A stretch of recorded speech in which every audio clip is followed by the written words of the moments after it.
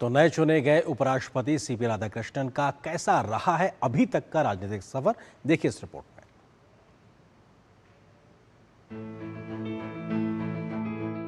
सेवा, समर्पण और सादगी ही सीपी राधाकृष्णन के व्यक्तित्व की पहचान रही है। यही वजह रही कि उन्होंने जनसेवा को ही अपने जीवन का ध्येय माना और दीर्घकालिक अनुभव, विनम्रता तथा प्रखर बौद्धिकता से अपनी एक विशिष्ट पहचान बनाई। राधाकृष्णन को भारतीय राजनीति और जनजीवन में एक सशक्त और प्रेरणादायी व्यक्तित्व के रूप में जाना जाता है। अपने 40 वर्षों के राजनैतिक अनुभव में वो 2 बार लोकसभा के सांसद भी रहे हैं। पिछले वर्ष उन्होंने महाराष्ट्र के राज्यपाल के रूप में अपनी जिम्मेदारी संभाली थी। इससे पूर्व वे लगभग 1.5 वर्ष तक झारखंड के राज्यपाल रहे और इसी अवधि में उन्होंने तेलंगाना के राज्यपाल और पुडुचेरी के उपराज्यपाल का अतिरिक्त दायित्व भी संभाला। वर्ष 1957 में तमिलनाडु के तिरुपुर में जन्मे राधाकृष्णन ने व्यवसाय प्रबंधन में स्नातक की पढ़ाई की। आरएसएस के स्वयंसेवक के रूप में सार्वजनिक जीवन की शुरुआत करते हुए उन्होंने 1974 में भारतीय जनसंघ की राज्य कार्यकारिणी समिति के सदस्य के रूप में सक्रिय राजनीति में प्रवेश किया।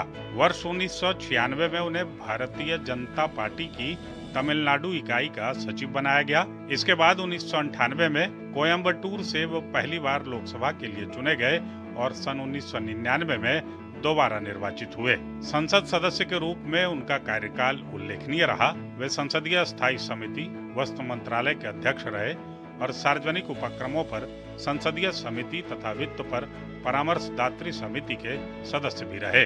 उन्होंने शेयर बाजार घोटाले की जांच के लिए गठित विशेष संसदीय समिति में भी महत्वपूर्ण भूमिका निभाई। सन 2004 में वो भारतीय संसदीय प्रतिनिधि मंडल के हिस्से के रूप में संयुक्त राष्ट्र महासभा में भारत का प्रतिनिधित्व कर चुके हैं। 2004 से 2007 तक सीपी राधाकृष्णन तमिलनाडु भाजपा के प्रदेश अध्यक्ष रहे। इस दौरान उन्होंने 93 दिनों तक चलने वाली 19,000 किलोमीटर लंबी रथ यात्रा निकाली। इस यात्रा का उद्देश्य नदियों को जोड़ने, आतंकवाद उन्मूलन, सामान्य नागरिक संहिता, छुआछूत मिटाने और नशीली दवाओं की समस्या से निपटने जैसे मुद्दों को सामने लाना था। 2016 में सीपी राधाकृष्णन को कोयर बोर्ड कोच्चि का अध्यक्ष नियुक्त किया गया। उनके नेतृत्व में भारत का नारियल जूट निर्यात 2,532 करोड़ रुपए के रिकॉर्ड स्तर तक पहुंचा। 2020 से 2022 तक वे भाजपा के राष्ट्रीय स्तर पर केरल प्रभारी रहे। 18 फरवरी 2023 को उन्हें झारखंड का राज्यपाल बनाया गया और केवल 4 महीनों में उन्होंने राज्य के सभी 24 जिलों का दौरा कर आम नागरिकों व अधिकारियों से संवाद स्थापित किया। महाराष्ट्र का राज्यपाल बनने के बाद से वह राज्य के विभिन्न हिस्सों में यात्रा कर समाज के विभिन्न वर्गों, जनप्रतिनिधियों, अधिकारियों और उद्योग जगत से लगातार संवाद कर रहे हैं।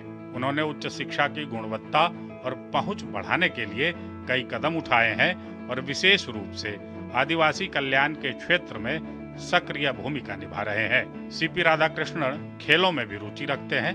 उन्होंने America, Britain, Germany, France, Japan समेत यूरोप और एशिया के अनेक देशों की यात्राएं की हैं।